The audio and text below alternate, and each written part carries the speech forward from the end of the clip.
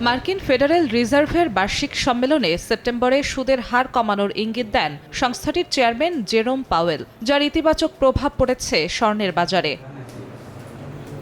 বর্তমানে প্রতি আউন্স স্বর্ণের দাম স্থিতিশীল আছে $৩,৩৭১। সপ্তাহ ব্যবধানে বেড়েছে 1% কিছুটা বেশি।